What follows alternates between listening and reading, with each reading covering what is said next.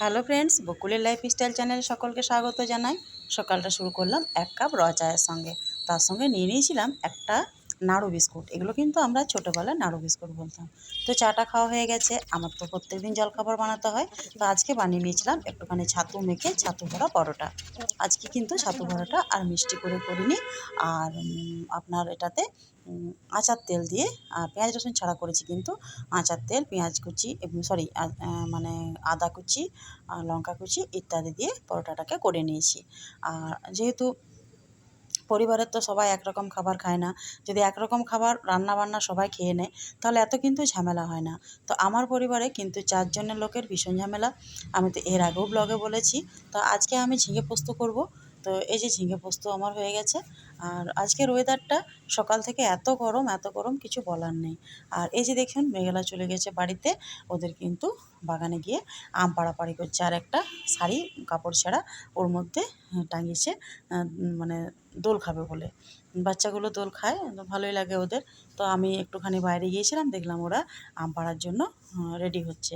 আর হয়তো ভালোও লাগছে, মেঘলা মেঘলা এখন সকালবেলা তো একটু মেঘলা মেঘলা আছে, এখন এতটা রোদ্দুর ওঠেনি। কিন্তু কয়েকদিন থেকে বিশ্বাস করুন আমাদের আসানসোল এলাকায় থাকা যাচ্ছে না।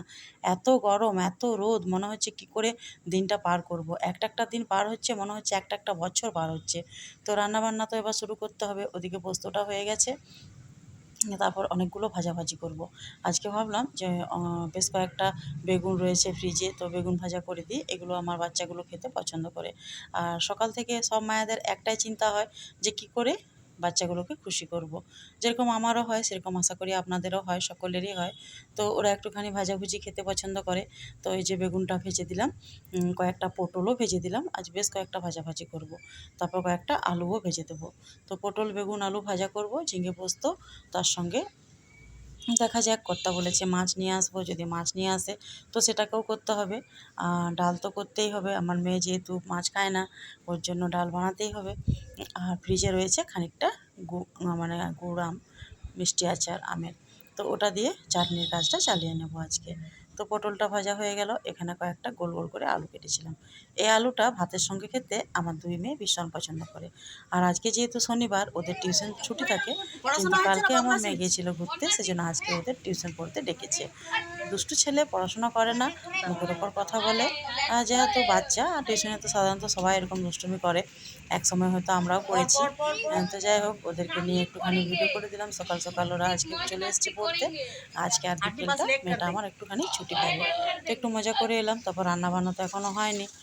কয়েকটা পটল আরও বেঁচে গেছিলো, আর যদি না করব, ফ্রিজে কিন্তু বেশ কয়েকদিন থেকে আছে, তো খারাপ হয়ে যাচ্ছে।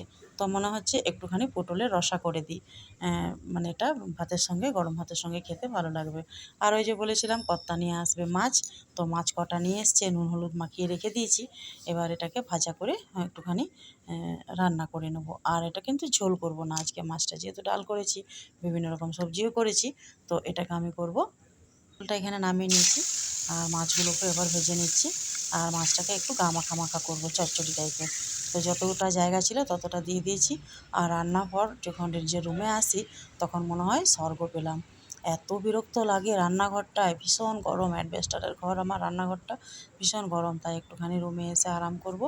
যদিও দোতলা, খুব বেশি গরম থাকে, কিন্তু 11টার মধ্যে 12টার মধ্যে গরমটা একটু কম থাকে।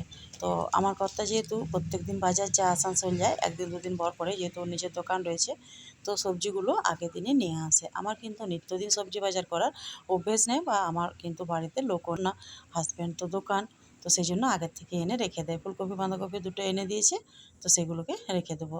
আর আজকে কয়েকটা ইডলি বানিয়েছিলাম, তো চাটনিটা আগে বানিয়ে নিই। চাটনির জন্য এখানে আমি নিয়ে নিয়েছি বাদাম আর ছোলার ডাল, আর কয়েকটা, দুটো শুকনো লঙ্কা নিয়েছি, তিনটে শুকনো লঙ্কা নিয়েছি। তো ঝালটা নিজেদের পছন্দ অনুসারে দেবেন। আর ইডলির জন্য কিন্তু এই চাটনিটা একদম পারফেক্ট। আর কয়েক পিস তেঁতুল ভিজিয়ে রেখেছি, একটু টক টক ভালো লাগবে। স্ট্যান্ড ছাড়া ইডলি আমি করেছিলাম, কিন্তু চাটনির রেসিপিটা দেওয়া হয়নি। আজকে ফের আবার ইডলি করলাম। তো চাটনিটা যেহেতু বানিয়েছি, তো একটুখানি দিয়ে দিই। এটাকে ড্রাই রোস্ট করতে হবে, একদম সহজ কিন্তু এই চাটনি বানানো। এটা যদিও সব রকম সবজি জোগাড় করতে হয়, কিন্তু এই চাটনি বানানো একদম সোজা। খুব ভালো করে যখন দেখবেন চটকাচ্ছে, একটা সুন্দর ফ্লেভার বার হয়েছে, তখন গ্যাসের ফ্লেমটাকে বন্ধ করে দিতে হবে। তারপর ঠান্ডা করে এটাকে পিষে নিলে হয়ে যাবে আপনার চাটনি, তারপর একটুখানি ফোড়ন দিয়ে দেবো, ছক লাগিয়ে দেবো। বেশ কিন্তু ভালো লাগে এই চাটনিটা ইডলির সঙ্গে।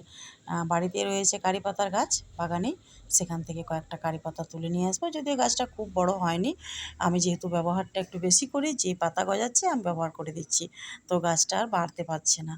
এই যে নিয়ে নিয়েছি মিক্সার গ্রাইন্ডারের মধ্যে, আর ওই যে তেঁতুলটা ভিজিয়ে রেখেছিলাম সেই জলটা দিয়ে বেটে নেব। নুনটাও নিয়ে নিয়েছি, যদি আপনারা কাঁচা লঙ্কা খেতে পছন্দ করেন তাহলে কিন্তু এর মধ্যে দিয়ে দেবেন।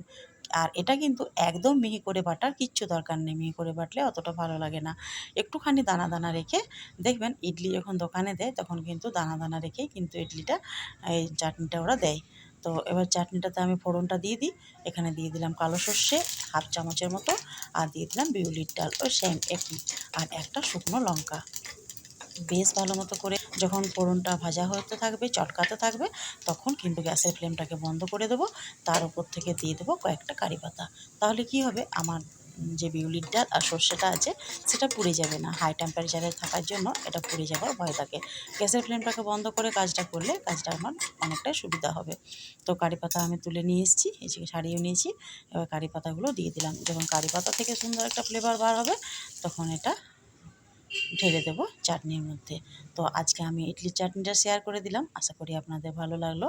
তো যদি ভালো লাগে থাকে তো অবশ্যই কিন্তু আমার ভিডিওতে লাগবেন আর এগিয়ে যেতে সাহায্য করবেন। এই যে ঢেলে দিয়েছি চাটনির মধ্যে।